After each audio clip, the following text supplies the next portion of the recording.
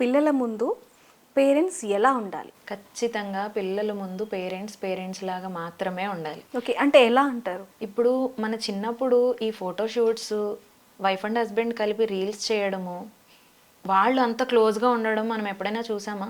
No. ఒక photo అంటే వచ్చి పక్క పక్కన నుంచుని వెళ్ళిపోయి వాళ్ళ పనులు వాళ్ళు చేసుకునేవారు. అవును.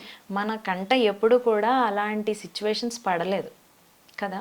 కానీ ఇప్పుడు ఏం చేస్తున్నారు, పిల్లల ముందే చాలా క్లోజ్గా ఉంటున్నారు. ఆల్రెడీ ఈ social media and movies impact అనేది పిల్లల మీద చాలా వరకు ఉంది. సో ఇలాంటి ఎన్విరాన్మెంట్ ఇంట్లో కూడా క్రియేట్ చేసినట్లయితే పిల్లలు ఏం నేర్చుకుంటారు? సో క్లోజ్గా ఉండడం అనేది, బౌండరీస్ అనేవి మనకి మనమే పెట్టుకోవాలి.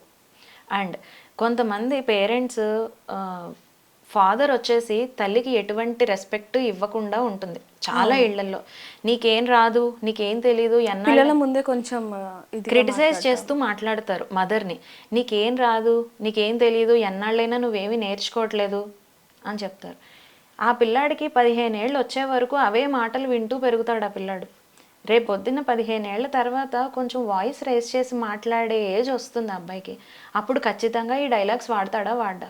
నాన్న అందుకే తిట్టేవారు నిన్ను, నువ్వు ఇప్పటికీ నీకేం తెలీదు, నీకు అసలు బయట అవేం తెలుసు, నీకేం తెలీదమ్మా. అందులో ఇంకోటి మేడం, అంటే ఫాదర్ తిడుతుంటే నేను కూడా తిట్టచ్చులే అన్న ఒక ఇది వచ్చేస్తుంది అనే భావన వాళ్ళలో కలుగుతుంది ఖచ్చితంగా.